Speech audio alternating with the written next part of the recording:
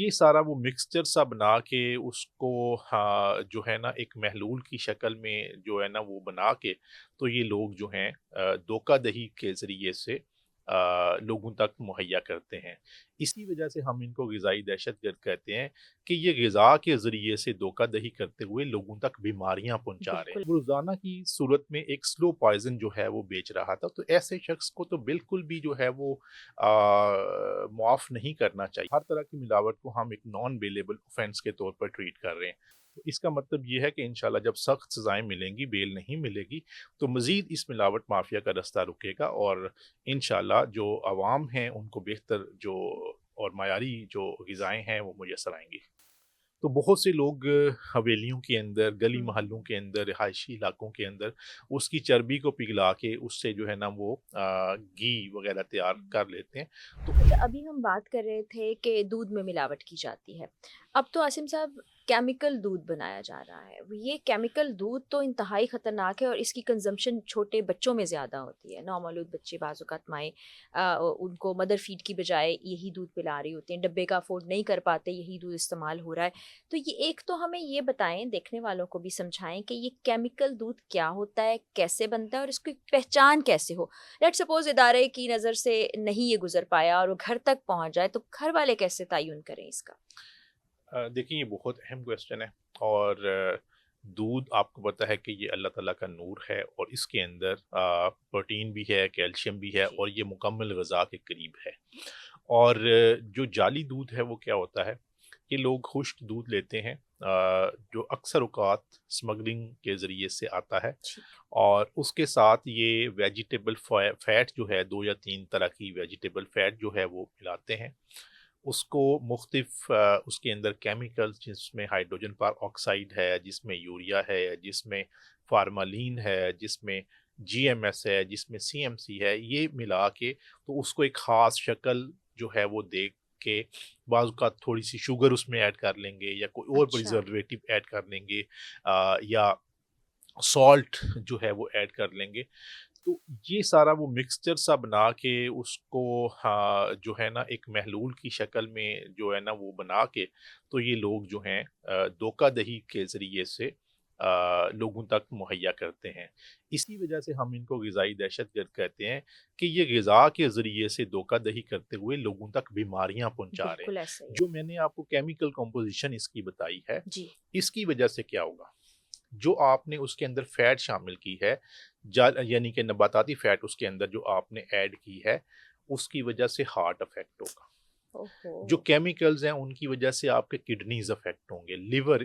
جو ہے وہ آپ کا افیکٹ ہوگا، لنگز افیکٹ ہوں گے اور ان کے بعض اوقات جو ہے وہ کینسرس افیکٹس بھی ان کیمیکلز کے جو ہے وہ ہو سکتے ہیں۔ تو اس وجہ سے یہ جو ہیں یہ پورے معاشرے کے دشمن ہیں، یہ خواتین کے، بچوں کے، بزرگوں کے، نوجوانوں کے دشمن ہیں۔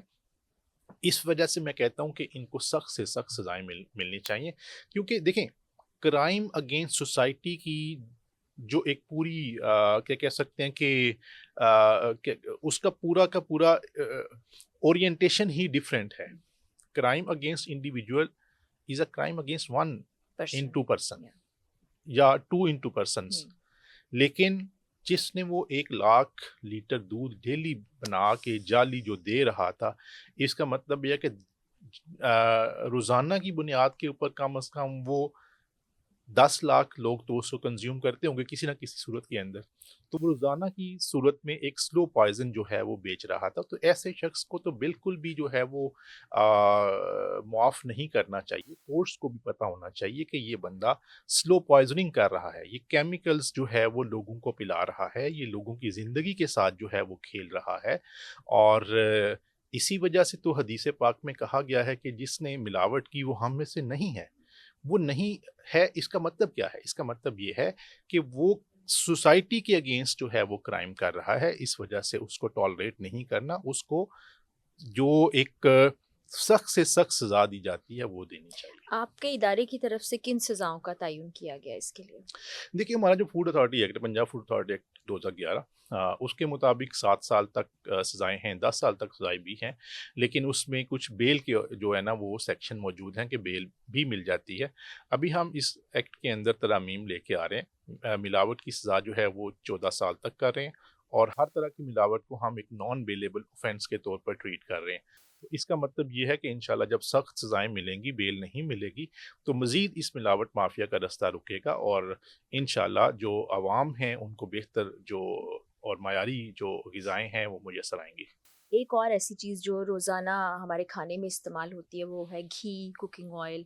اب اس کو کس طرح سے بنایا جاتا ہے؟ میں نے خود اپنی آنکھوں سے وٹنس کیا کہ مردہ جانوروں کی انتڑیاں بھی ہیں، کچھ ان کے ایسے اعضاء جن کو استعمال نہیں کیا جا رہا، جن کو ہم ڈسکارڈ کر دیتے ہیں، وہ استعمال کرتے ہوئے، اور پتہ نہیں کون کون سے جانور استعمال کرتے ہوئے گھی اور آئل بنایا جاتا ہے۔ وہ کس حد تک خطرناک ہے اور اس کے خلاف آپ کتنا کریک ڈاؤن کر چکے ہیں؟ اب کتنا سیف اس کو بنایا جا سکتا ہے؟ دیکھیں دو چیزیں، ایک تو گھی انڈسٹری کے ذریعے سے جو گھی آ رہا ہے یا آئل آ رہا ہے،